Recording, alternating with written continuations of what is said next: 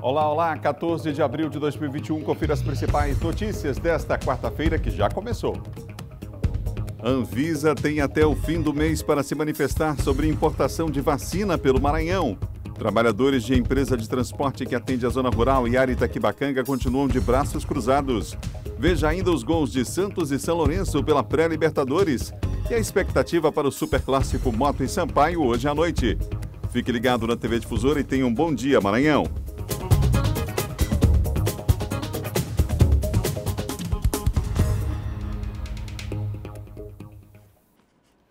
Estamos juntos aqui na TV Difusora com as principais notícias dessa manhã. Hoje é quarta-feira, vamos que vamos juntos até às 8 horas, quando chega o primeiro impacto com as principais notícias também do Brasil. Você confere aqui na Difusora. Daqui a pouquinho a gente vai falar sobre os assuntos da área de segurança com Silva Alves. Vem aí John Coutrin falando de política. A gente tem hoje mais um dia de paralisação do sistema de transporte na capital, agora ampliado, além da empresa Aviação Estrela, lá que fica a sede lá no bairro do Anjo da Guarda. Outras empresas como a Aviação Matos, por exemplo, estão com os trabalhadores com os braços cruzados. Uma quarta-feira diferente, com muita gente chegando atrasado ao local de trabalho. Se é que as pessoas vão conseguir chegar ao local de trabalho, vão ter que buscar alternativas aí no sistema de transportes, porque temos várias linhas hoje, eu repito, comprometidas. Temos aí o caso da zona rural, área Itaquibacanga, e agora também a cidade operária também com a situação de transporte complicada diante da Aviação Matos, que também parou. Os trabalhadores estão parando por falta de cumprimento de acordos aí por parte das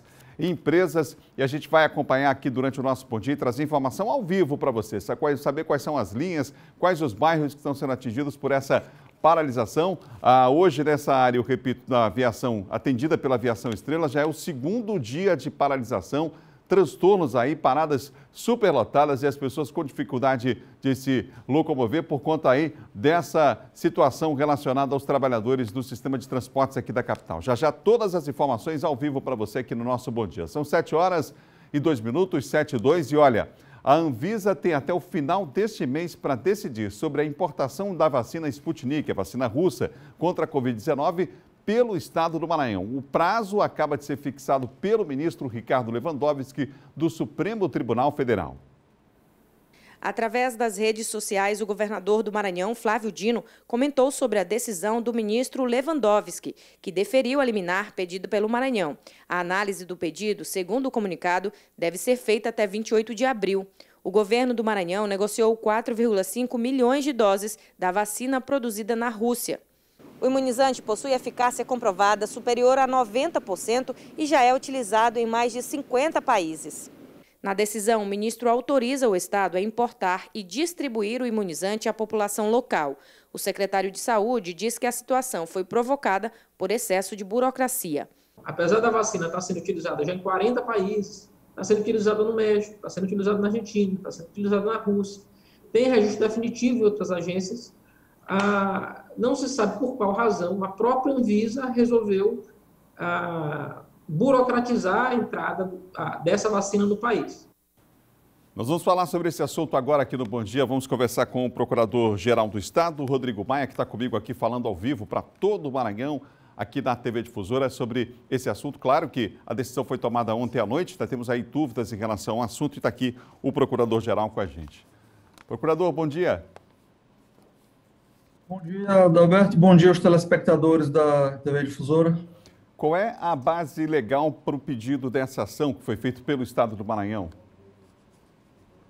Bem, essa ação ela deriva de um conjunto de normas, como a Lei 13.979 de 2020, que regula a situação de calamidade, a Lei recente 14.124 de 2021, que foi que permitiu os estados adquirirem vacinas de forma expressa, e a própria Resolução 476 da Anvisa, que prevê quais são os estudos e os prazos para que se possa ser autorizada a aquisição de vacinas. Com base nesse conjunto de normas, é que nós extraímos uma interpretação e nos posicionamos no sentido de que as exigências da Anvisa estariam indo de encontro ao que dispõe essas normas, e felizmente nós fomos atendidos pelo ministro Ricardo Lewandowski, o relator da nossa ação, que compreendeu que, de fato, no momento de gravidade da pandemia, que nós estamos passando por uma acentuação do número de casos e de óbitos, você se ater a detalhes burocráticos que retardariam a utilização dessa vacina, que já está sendo utilizada por quase 60 países, não seria algo razoável. Então, ele determinou que o nosso pedido, que foi protocolado dia 29 de abril, fosse apreciado, ou melhor, 29 de março, fosse apreciado impreterivelmente até o dia 28 desse mês, prazo ao fim do qual eu acredito que nós teremos autorização para importar as vacinas que já foram contratadas. Qual o quantitativo aí de vacinas contratadas até agora? Nosso contrato foi para 4,5 milhões de doses, mais ou menos, que seriam entregues em vários lotes, já a partir do mês de abril. E a ideia é que até agosto, no mais tardar, nós já teríamos quase a totalidade dessas vacinas que o Estado poderia aplicar diretamente para a sua população, dentro daquilo que prevê o Plano Estadual de Imunização. O governo do Maranhão acredita que a Anvisa deve seguir esse prazo aí que termina agora dia 28 de abril? Olha, eu acredito que eles não têm por que deixar de seguir, já que nós observamos todas as regras legais previstas. Infelizmente, não é de hoje que nós não temos uma relação de lealdade e de confiança para o governo federal. É importante, inclusive, fazer um resgate histórico disso. Nós tivemos que, no ano passado, por exemplo, entrar na justiça porque o governo federal queria confiscar respiradores do Maranhão. Queriam cancelar leitos de UTI no período mais grave da pandemia. Então, nós entramos na justiça também muito em função dessa falta de confiança que existe hoje, não só do Maranhão, mas dos demais estados do governo federal. Mas, diante de uma ordem judicial e diante do atendimento de todos os requisitos legais pelo Estado, nós não vemos motivo para eles deixarem de atender a esse pedido e autorizarem o mais rápido possível que haja essa importação, o que vai ser algo extremamente importante nesse momento que nós estamos passando. Caso o prazo não seja cumprido pela Anvisa até o dia 28 de abril, as tratativas já foram feitas com o governo russo, está tudo pronto para que ainda em abril chegue aqui o primeiro lote de vacinas do estado do Maranhão? Quer dizer, na verdade, no começo de março chegue esse lote de vacinas aqui, procurador? O governo russo, através do seu fundo soberano, ele já formalizou as tratativas com o Estado. Do ponto de vista da contratação administrativa, encontra-se tudo dentro do cronograma, que nós precisamos só essa autorização para importação. Que caso não seja concedida essa autorização de forma expressa pela Anvisa até o dia 28, a própria decisão do ministro Ricardo Lewandowski, ela já assegura que o Estado considere obtida a autorização. Então, isso nos dá muita tranquilidade para que esse cronograma seja observado e nós possamos iniciar a imunização com a Sputnik V o mais rápido possível no estado do Maranhão. Essa iniciativa do Maranhão em protocolar pelo governo do estado por meio da Procuradoria, essa ação abre espaço para que outros entes federados também possam seguir o mesmo caminho, já que, tudo bem, é uma decisão liminar do ministro Lewandowski, mas abre espaço para que entendimento semelhante seja adotado, o senhor entende? Sem dúvida, isso termina por beneficiar todos os entes federados, estados, municípios. Tanto é verdade que vários estados já estão se habilitando no processo do Maranhão, como o estado do Ceará, o estado do Piauí, o Mato Grosso do Sul provavelmente vai fazer isso, e alguns estados da região norte, o que reforça a importância que essa decisão teve não só para o nosso estado, mas para o próprio fortalecimento da relação federativa, que anda tão fragilizada no nosso país. Então, essa busca de tutela no Supremo, desse direito à importação das vacinas nesse momento, ela foi muito importante não só para o Maranhão, mas para o conjunto dos estados brasileiros e também dos municípios. Há uma preocupação, e a gente entrevistou aqui o secretário Carlos Lula sobre o assunto, com a falta de kit intubação. Isso pode acontecer daqui a semanas. O prazo está diminuindo, até agora nada foi feito. Houve uma sugestão do CONAS para que o governo federal faça uma compra emergencial desses itens, mas isso não aconteceu. Existe a possibilidade de uma ação, assim como aconteceu em relação à vacinação, de outros itens, da compra de outros itens diretamente por estados também? Já o governo do Maranhão, por exemplo, estuda essa possibilidade? Ainda não se discutiu isso no plano da judicialização até o momento, mas, obviamente, nós não podemos descartar, porque diante de um conjunto tão grande de omissões e de erros no âmbito da gestão da pandemia, o que é muito ilustrativo o fato de que quase um ano depois do início da pandemia que se montou um comitê de gestão de crise que nem funciona adequadamente, considerando que você não pode montar um comitê nacional sem estados e municípios que participem efetivamente desse comitê. Não tenho dúvida de que, eventualmente, se for necessário, nós vamos entrar novamente na justiça. Embora, no momento, não haja uma previsão de que isso se dê em caráter imediato. Por enquanto, nós estamos dependendo da atuação e da presteza da nossa Secretaria de Saúde para tentar contornar de forma administrativa esses embaraços que nós temos enfrentado. Mas, obviamente, sempre há essa possibilidade. Muito obrigado essa entrevista ao vivo para todo o Estado, ao Procurador-Geral aqui do Estado do Maranhão. Muito obrigado pela entrevista aqui à TV Difusora, viu? Obrigado, agradeço o convite e um bom dia a todos vocês.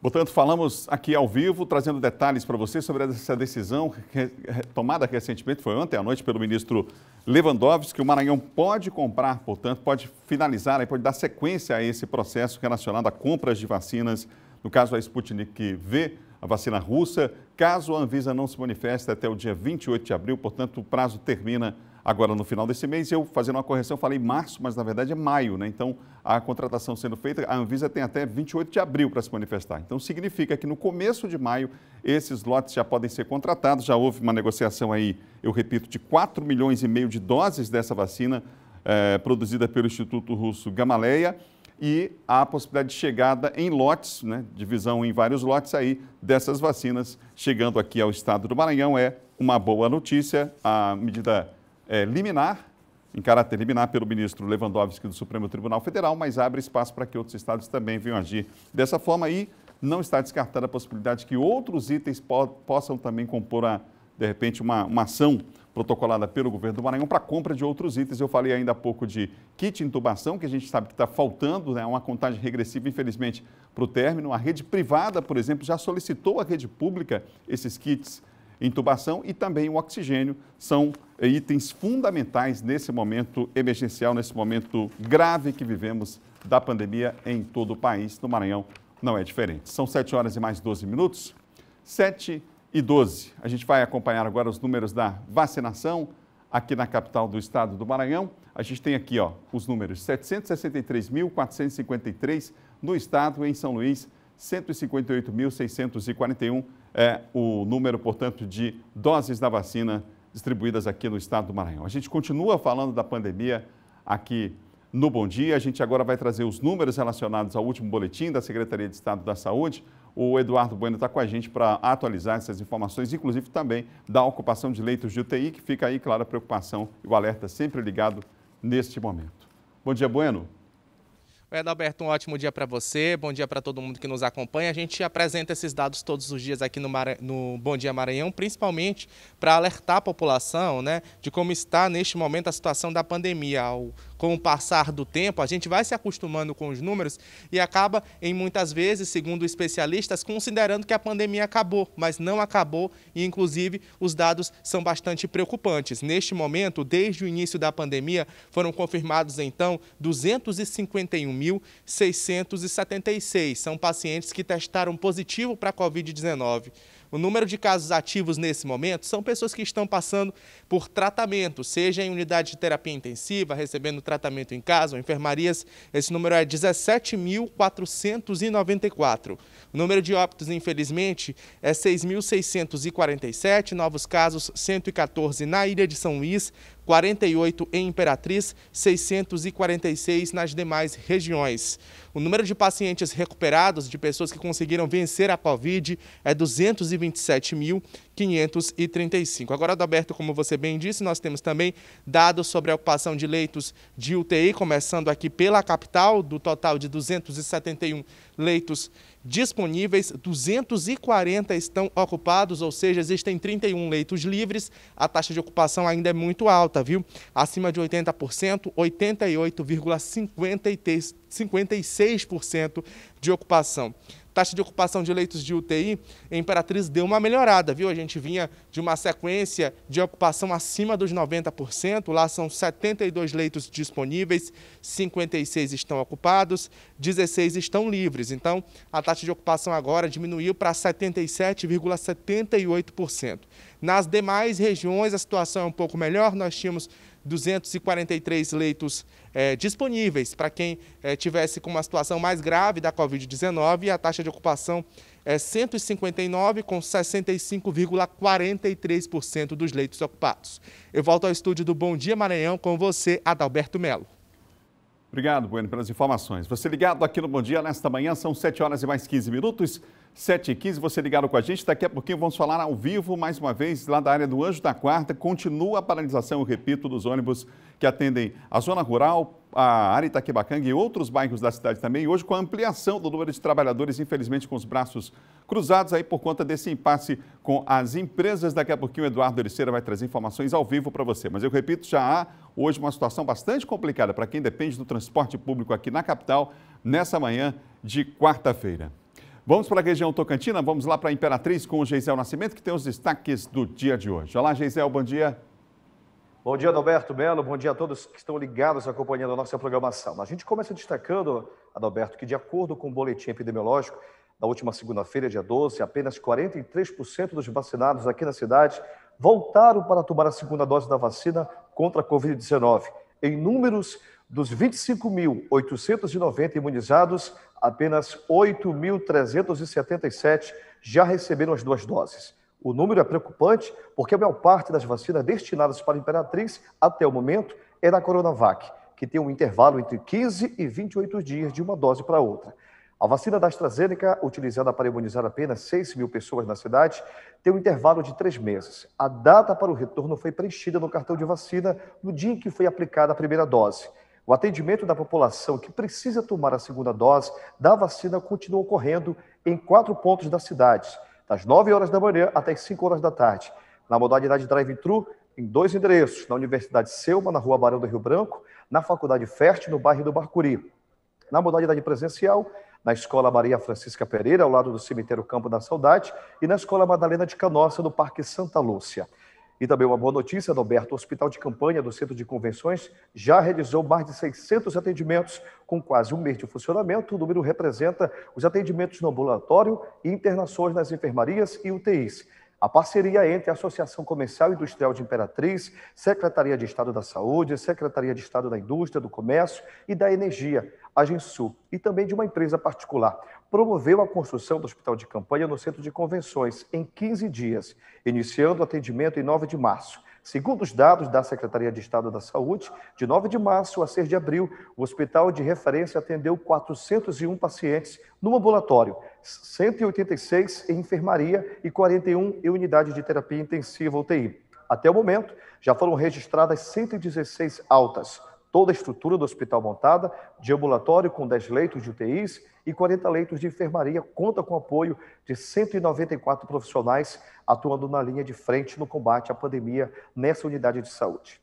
E para a gente encerrar, a Fundação Cultural de Imperatriz e empresas particulares distribuíram cestas básicas à classe artística, uma ação conjunta direcionada a essa classe musical aqui na cidade, porque engloba também os DJs que, devido a essa pandemia da Covid-19, estão impedidos de trabalhar. A entrega aconteceu ontem à tarde, organizado em ordem alfabética para evitar aglomerações, e esta ação foi em parceria da Fundação Cultural e da SEDES Municipal. À frente, o presidente da Fundação Cultural, Paulinho Lobão. E aqui a gente encerra a nossa participação, desejando um ótimo dia a todos. Eu volto ao estúdio da capital com você, Adalberto Melo.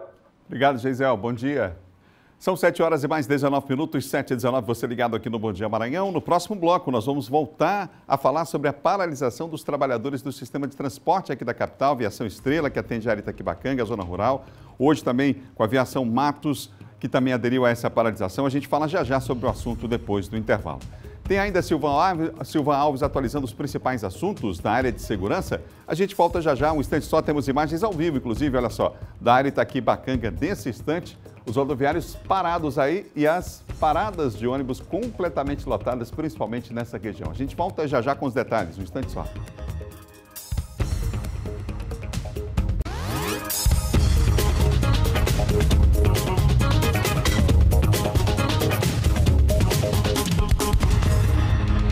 Já voltamos com Bom Dia, são 7 horas e 22 minutos, 7h22, e sem perder tempo a gente vai agora saber como é que está a situação na garagem da Aviação Estrela. Ontem você viu, ficou tudo parado, né? Os trabalhadores estavam parados e hoje a paralisação continua. Quem está por lá é o nosso Eduardo Ericeira. Ericeira, mais um dia difícil para quem depende do transporte, né? Bom dia.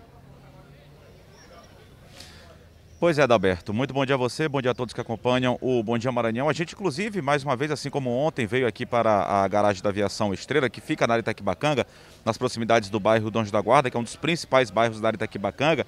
Mas aqui nessa área são uma estimativa aí de mais de 60 bairros e cerca de 100 mil usuários do transporte público, só para se ter uma ideia do quanto fica complicado quando há uma paralisação como essa. As paradas também muito cheias aqui na área Itaquibacanga, também ali na região do Anel Viário, nas proximidades também aqui da área Itaquibacanga, muitas pessoas aguardando os ônibus, só que a gente já teve informação dos agentes de trânsito, os agentes da Secretaria Municipal de Trânsito e Transportes que estão aqui também desde cedo, nas proximidades aqui da garagem da Aviação Estrela, que nenhum ônibus também saiu nesta quarta-feira, nenhum ônibus deixou a garagem, os rodoviários continuam com os braços cruzados. A gente inclusive está bem aqui em frente, os ônibus parados, como eu já disse, os agentes da SMTT disseram aqui que nenhum ônibus saiu. A Justiça já entrou nesse caso, o desembargador Gerson de Oliveira determinou ainda ontem o imediato retorno dos empregados do transporte rodoviário com a manutenção aí de 100% de toda a frota operante da Grande São Luís. Em caso de descumprimento, inclusive, a multa diária é de R$20 mil.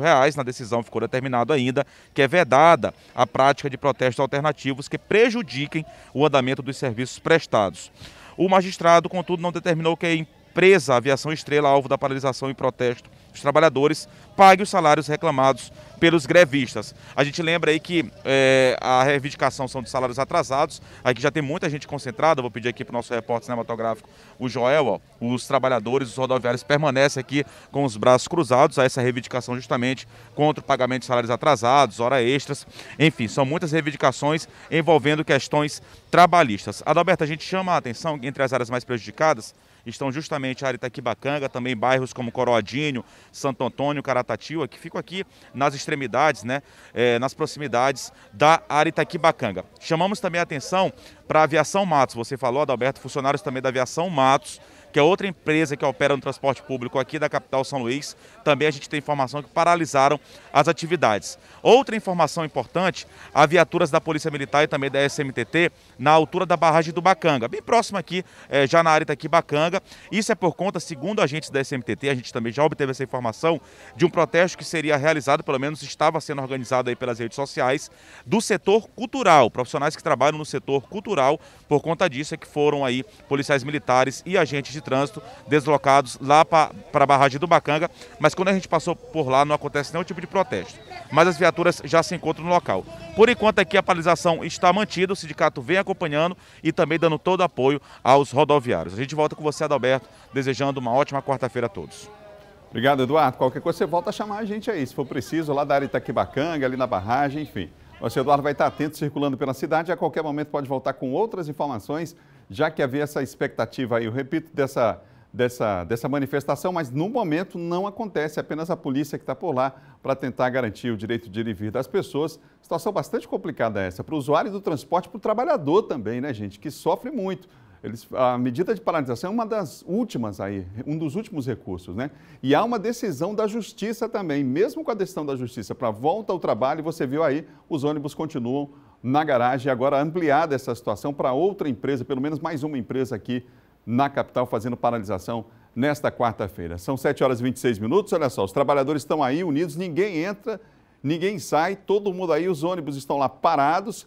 A informação de que outra empresa também aqui, no caso a Aviação Matos, também estaria com os trabalhadores com os braços cruzados. O nosso Bial Mendes também, ainda há pouco no Bandeira 2, já trazia essa informação. E aí você vê a situação, o trabalhador com os braços cruzados, com receber, por exemplo, no final do mês, se a pessoa se trabalhar um mês inteiro e chega lá, tem R$60 na sua conta, é brincadeira, é complicada a situação, né? Muito difícil realmente. Vamos em frente, torcendo para que essa situação se resolva. O espaço continua aberto aqui para a empresa se manifestar, assim como fizemos ontem. Não recebemos nenhuma informação da empresa, nem do sindicato, nem da própria empresa, falando sobre esse assunto. No caso, o Sindicato das Empresas e, no caso, a aviação citada aqui, no caso, a Aviação Estrela. São 7 horas e 27 minutos. Vamos seguir em frente, agora falando de segurança.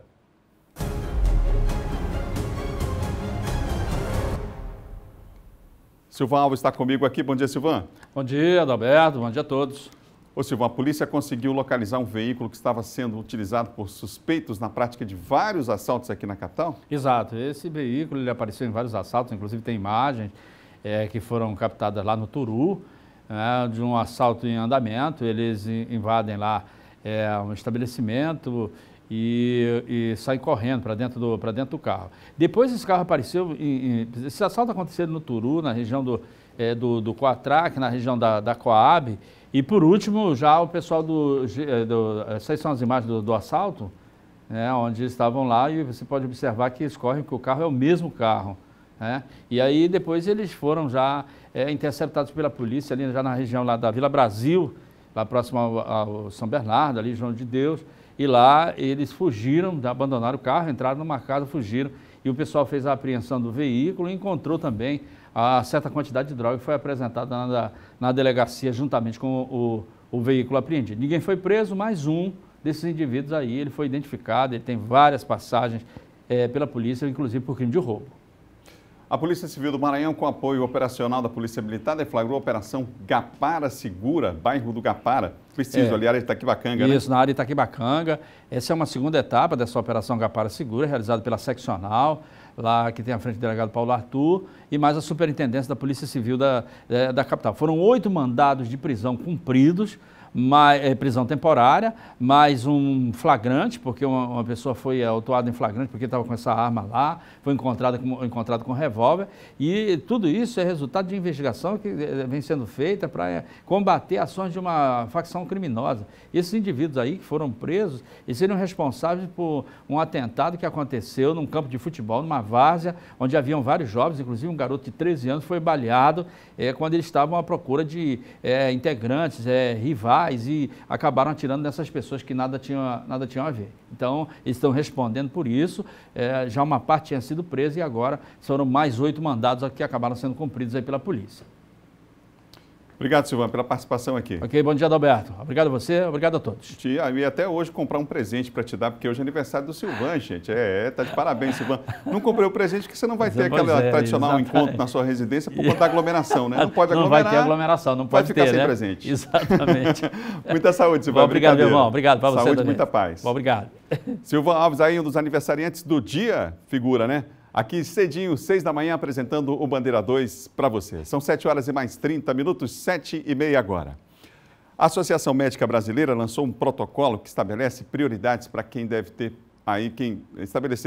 o protocolo estabelece a prioridade na hora da transferência de leito de enfermaria para o de UTI, hein? Entre esses requisitos está a possibilidade, por exemplo, de maior recuperação. O documento traz critérios éticos, técnicos e transparentes para que os profissionais possam decidir como usar os recursos em um cenário crítico proporcionado pela pandemia.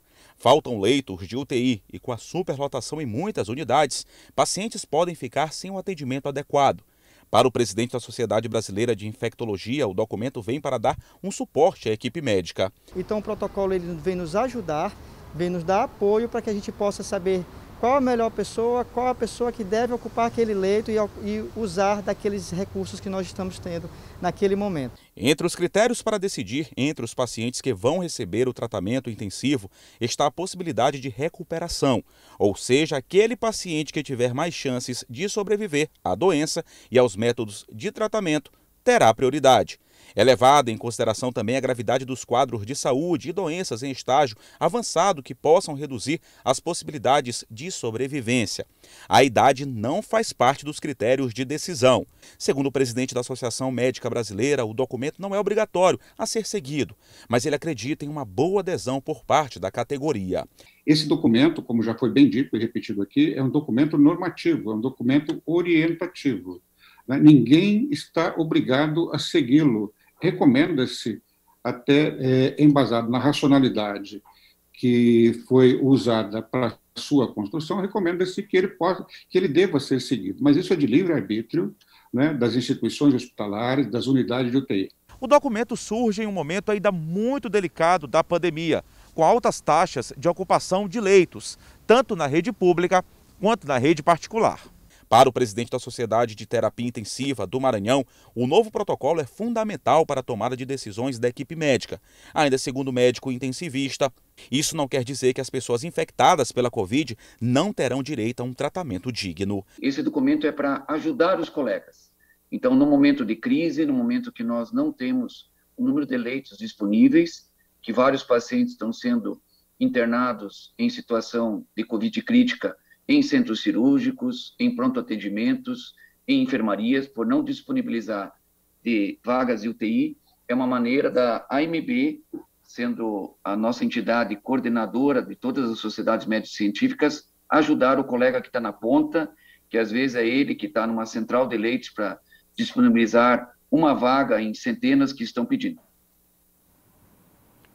São 7 horas e mais 33 minutos, 7h33. Agora a gente vai ao vivo à região dos Cocais. Vamos a Caxias com a Raquel Souza. Bom dia, Raquel. Hoje aí tem um novo grupo que recebe a vacina a partir dessa data? Olá, bom dia, Adalberto. Bom dia a todos. Isso mesmo. Hoje, nesta quarta-feira, começa a vacinação para idosos a partir de 63 anos ou mais. E essa vacinação continua sendo realizada em 2 pontos da cidade, no ginásio Governador João Castelo, região central, e no shopping. A cidade recebeu na última segunda-feira um novo lote, com pouco mais de 2.000 imunizantes contra a Covid-19. São doses da Coronavac, produzida pela Sinovac, Instituto Butantan, e do imunizante desenvolvido pela Universidade de Oxford, a AstraZeneca. Até agora foram recebidas mais de 36 mil doses da vacina através do alinhamento de Caxias, com o Plano Nacional de Imunização e também Plano Estadual de Vacinação. E esse processo começou em janeiro deste ano, com idosos de 90 anos, que foi no mês de fevereiro, e a partir desta quarta atenderá esse público-alvo com 63 anos ou mais. E essa ação é feita de forma convencional, as pessoas podem ir a pé e ficar lá aguardando os idosos, e também pelo sistema drive-thru. Lembrando que os idosos que estão acamados estão sendo imunizados em casa. Basta, então, que os familiares do idoso se dirijam às unidades básicas e informem o endereço para que as equipes de saúde possam vacinar esse idoso. E segundo dados da Secretaria Municipal de Saúde, 23.496 doses do imunizante já foram aplicadas. E isso envolvendo a primeira e segunda doses. Agora vamos atualizar um pouquinho o boletim epidemiológico fornecido pela Secretaria de Estado de Saúde, com base na informação aqui de Caxias. Então são quase 100 casos ativos da doença no município, e nas últimas 24 horas foram registrados mais 5 casos de Covid, de óbitos, vítimas da Covid-19 em Caxias, totalizando 260 óbitos, Adalberto. Lembrando também que, mesmo com a chegada, a disponibilidade de mais 10 leitos de UTI e 18 leitos de retaguarda, Caxias está com 90% de ocupação nos leitos de UTI. Isso envolvendo as unidades municipais e também o Hospital Macro-Regional de Caxias, unidade do Estado. E a gente espera que esses números diminuam, mas infelizmente a população não ajuda e infelizmente mais registros de contaminação.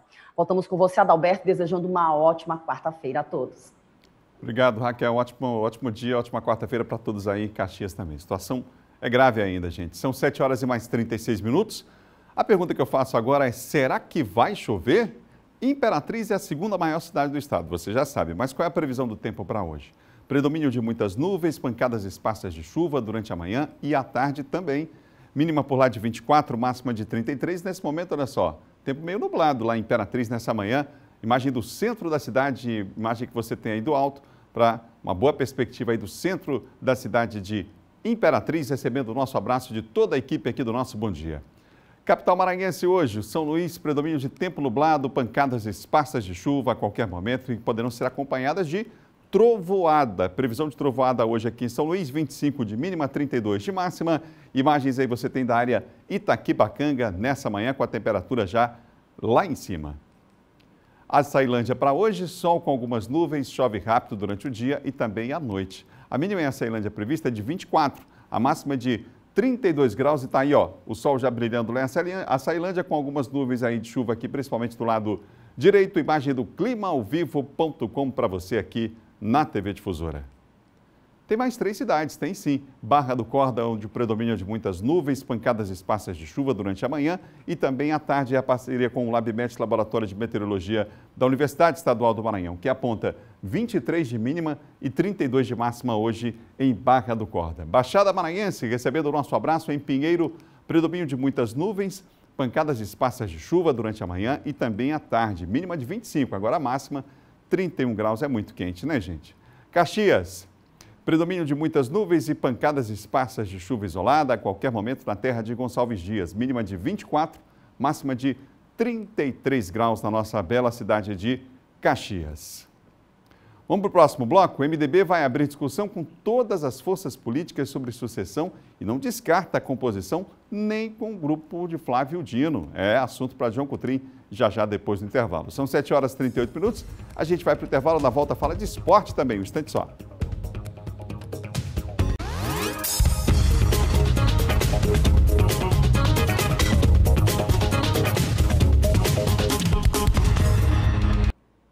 São 7 horas e mais 41 minutos, ao vivo você acompanha em todo o estado o nosso Bom Dia Maranhão. Olha, a pandemia predominou nos debates da última sessão da Assembleia Legislativa do Estado e novas medidas foram aprovadas pelos deputados estaduais. Na sessão desta terça-feira, os deputados voltaram a lamentar as vítimas da Covid-19. O deputado Iglesio do PROS considerou que, com uma melhora no quadro sanitário, os parlamentares devem levar ao governador do estado a possibilidade de flexibilização maior das atividades. Em relação à Covid-19, a gente já falou, redução da pressão por leitos, fica aqui a sugestão e o estímulo que Vossa Excelência na semana que vem já permita o retorno das atividades presenciais, as sessões presenciais na casa, de maneira híbrida, é claro. É dele a autoria do projeto de lei que teve no plenário aprovado o parecer da Comissão de Constituição e Justiça, que torna mais dura a sanção para quem furar a fila da vacina contra o coronavírus. Ainda sobre o tema, o deputado César Pires, do PV, reivindicou uma diminuição no que ele considera como burocracias existentes nos editais dos auxílios às categorias. E o que eu queria é que diminuísse essa burocracia, embora mantesse o rigor da cientificidade do processo, da tecnicidade do processo, mas que não criasse esses óbices todos a ponto das pessoas estimularem a não fazer. A Casa também aprovou o reconhecimento do estado de calamidade pública em decorrência da Covid nos municípios de Colinas, Vargem Grande, Palmeirândia, Cedral, Santa Helena e Apicum-Açu. Ainda na sessão foram aprovados e vão à sanção o projeto de lei que cria um perímetro de proteção nas escolas e a prestação de contas do exercício financeiro do governo do estado nos anos de 2013 e de 2014.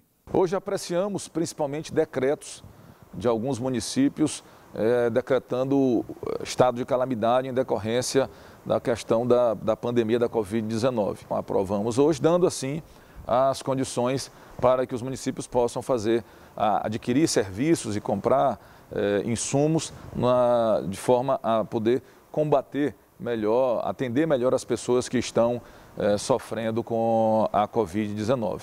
Aqui na Assembleia mesmo, com o expediente reduzido, acontecendo de forma remota, estamos conseguindo fazer as sessões, apreciar os projetos importantes, as comissões técnicas funcionando e nós, apesar desse momento excepcional, estamos conseguindo fazer com que a Assembleia faça a sua parte, colaborando no combate à pandemia.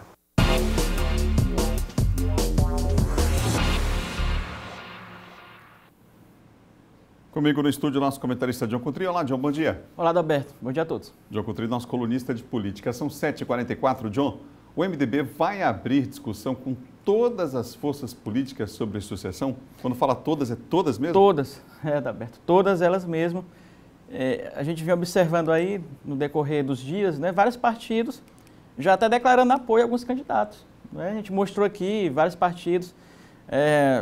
PSB já tem candidato a governo, a senador, PSL, Democratas, Republicanos, PSDB, uma infinidade de partidos aí, já com nomes postos e definidos, É claro que ainda falta as convenções oficializar, tudo dentro do calendário eleitoral, mas já há uma inclinação, uma sinalização para nomes.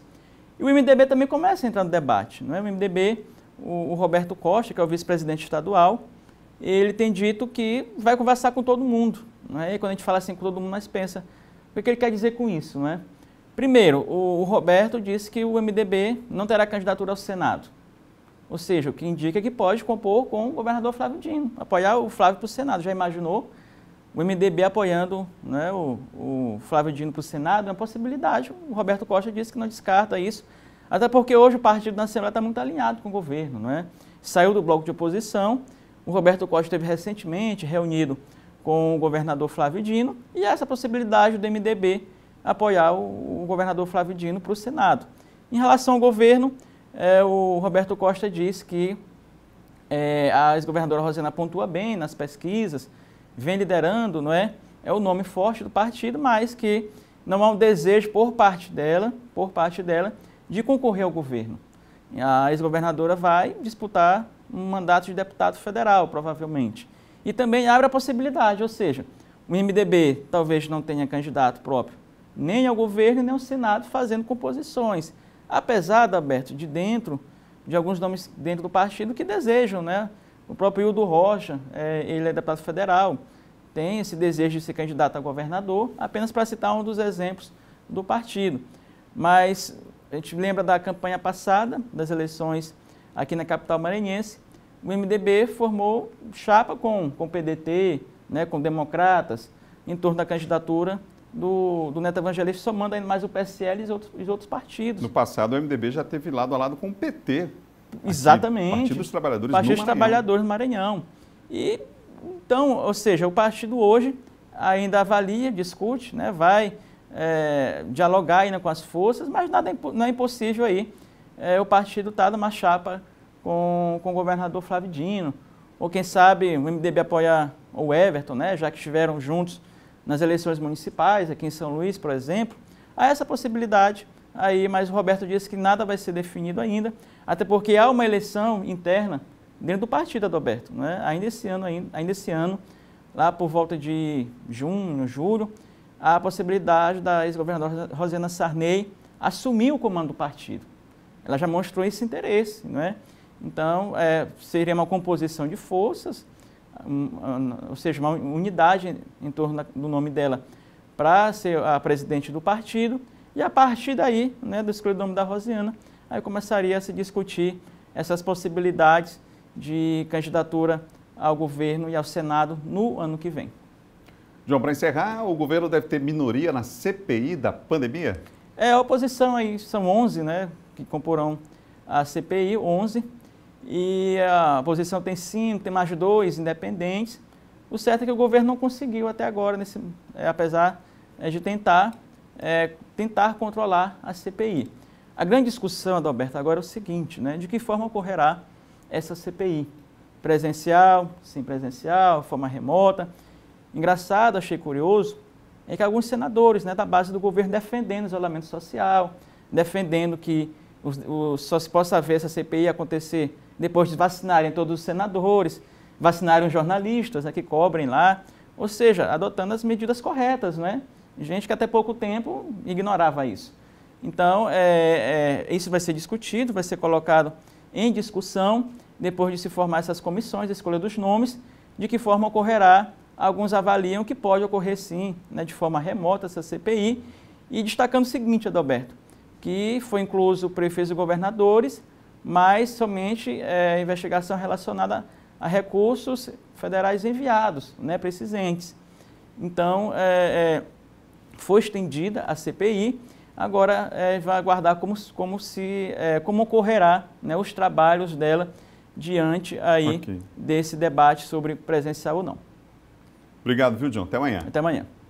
John Coutrinho, nosso colunista de política aqui do Bom Dia Maranhão. Você ligado com a gente, um abraço aos amigos que estão aí em Santa Inês, em Balsas e Açailândia, participando aqui das nossas plataformas digitais, acompanhando o nosso Bom Dia em todo o estado. A gente só agradece, tá bom?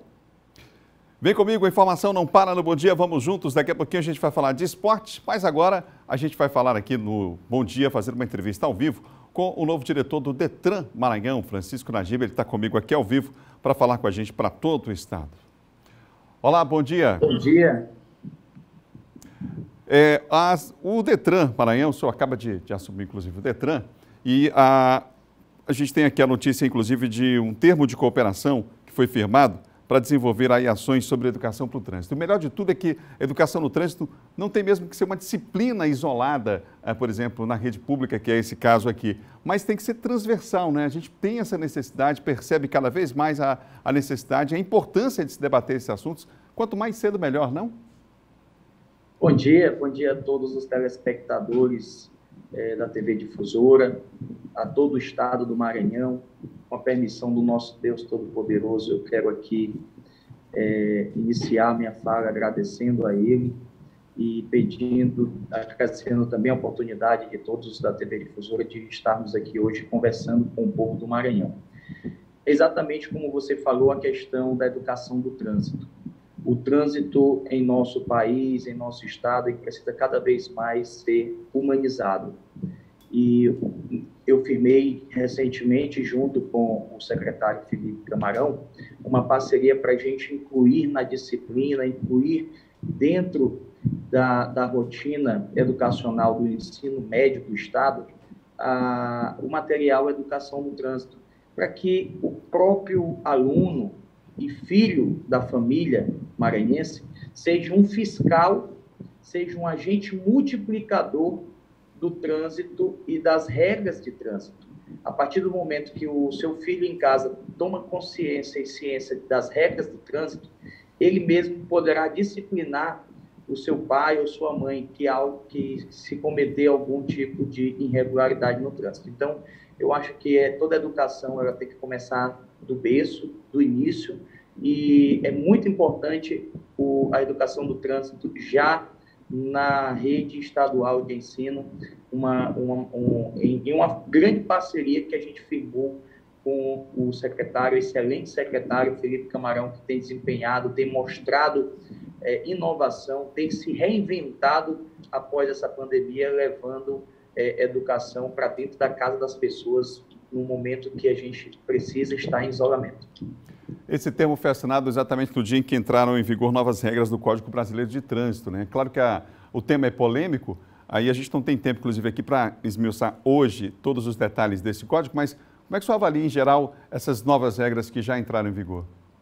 Bom, as novas regras do trânsito são exatamente 57 novas regras. Eu poderia passar aqui a manhã toda do seu programa falando todas elas, mas eu coloquei na minha rede social, Francisco Najib, tanto no Instagram quanto no Facebook, todo um vídeo lá num programa que a gente tem semanal dentro do Detran, chamado Direção Certa. Eu coloquei lá todas as regras para que você, o telespectador, possa acessar. Nós temos lá o Código de Trânsito, o novo Código de Trânsito, através da Lei 14.071 de 2020, passou a valer a partir desta segunda, dia 12 de abril. São várias mudanças. Entre elas, eu posso destacar aqui a questão da validade da carteira de motorista. Pessoas com até 50 anos de idade, a validade passa até 10 anos, passa a valer até 10 anos. De 50 a 70 anos de idade, passa a valer até 5 anos. E acima de 70, passa a valer 3 anos. Portanto, são várias mudanças que acontecem. Eu posso citar também a questão da boa conduta, que é algo muito, muito bacana, inovador. Você que não cometer nenhuma infração durante o ano, você vai para o banco de dados de bom condutor e ganha incentivos fiscais e descontos tributários por causa da sua boa disciplina. Eu gostaria de encerrar essa entrevista dizendo ao senhor quais são os desafios, perguntando quais os desafios que o senhor imagina ter aí à frente do órgão, que inclusive hoje tem um destaque nacional, né? O Detran é reconhecido nacionalmente pelo trabalho que tem feito, em especial nessa área, por exemplo, de educação para o trânsito, e estamos num tempo diferenciado, um tempo de pandemia, né? E quais são os desafios que o senhor imagina aí? O senhor já deu conta aí que terá pela frente com um órgão tão importante? Com certeza. Nós temos que investir bastante em tecnologia. Hoje os usuários passaram a usar a nossa plataforma, que é o detran.ma.gov.br. Então, nós precisamos melhorar o nosso atendimento online. Estamos idealizando um novo software chamado Detran Maranhão. Queremos realizar mutirões itinerantes, aproximar o Detran, é uma determinação do governador Flávio Dino, aproximar o Detran mais perto do seu usuário, mais perto das cidades, através de mutirões, através de itinerantes, e também chamar os gestores públicos para firmarmos a parceria junto com o Detran para a instalação dos postos avançados nos municípios. O que é o posto avançado? Hoje nós só temos 15 Ciretrans para atender 217 municípios. A partir do momento que a gente coloca um posto avançado numa cidade, aquela população não precisa ir até o Ciretran mais próximo, que roda 100, 200 quilômetros. Ele pode fazer todos os serviços do Detran lá na sua própria cidade. Portanto, esses investimentos nós precisamos fazer. Temos também programas fantásticos ligados aos mototáxis, que é o mototáxi legal, programa Auxílio Combustível, que o governador já autorizou e nós já estamos finalizando o cadastro, junto com a MOB e com o Detran, que as motos e carro vão receber um auxílio durante 2 meses, auxílio combustível, é muito importante isso. Eu quero destacar que a moto, de acordo com a população da cidade, a moto recebe de R$60 a R$100, o carro de R$180 a R$300. É importante destacar todos esses incentivos para que o nosso povo do Maranhão possa ter acesso a todas essas informações. E, mais detalhe, temos tudo isso no site. É importante também, se você me permitir, hoje, com o novo Código de Trânsito, fica dispensável o uso da carteira presencial, caso você tenha o aplicativo Carteira Digital de Trânsito, onde você baixa a sua CNH, onde você baixa o documento de licenciamento do seu veículo e fica por dentro e pode ser substituído por aquele papel presencial impresso através da carteira digital. Então, eu me coloco à disposição de todo o Estado do Maranhão, dos gestores dos municípios, para juntos construirmos uma grande parceria com o Detran do Maranhão. Eu sou oriundo de Codó, me permita parabenizar minha cidade especial, que está completando sexta-feira agora 125 anos de história. Sou ex-prefeito de lá e tenho um carinho, um amor muito grande à minha cidade, um legado que a gente construiu junto, com muita luta, muita dedicação, e isso, para mim, eu quero dizer que é o nosso maior patrimônio. Eu, quando prefeito, consegui fazer esses investimentos para a UTI, Faculdade de Medicina que está vindo, Escola Liceu Codoense na Gebicuzá, grandes investimentos, clínica de hemodiálise, investimentos realmente que fez o meu município, que eu agradeço muito, em 2020, se tornar o 5º município que mais tem gerado emprego e renda dentro do Estado. Então, eu quero aqui dizer ao povo de Codó os meus parabéns e sou muito feliz em ter nascido e viver sempre com esse povo. Muito obrigado. Conversamos aqui ao vivo no Bom Dia Maranhão com o diretor-geral do Detran, que esteve comigo aqui ao vivo falando no Bom Dia Maranhão, Francisco Najib. Nosso tempo está esgotado hoje do programa. Outras notícias você confere no nosso portal 610. Inclusive, você vai lá e confere a expectativa para o clássico Moto Sampaio que acontece hoje. E daqui a pouquinho, por lá, os gols também da classificação do Santos agora, né? Na pré-Libertadores passou, ontem foi 2-2 o jogo. Havia ganho de goleado o primeiro jogo do São Lourenço da Argentina e segue agora para a fase principal, claro, da Libertadores da América. Para você, um ótimo dia. Amanhã a gente se encontra às 7 depois do Bandeira 2. Tchau, tchau.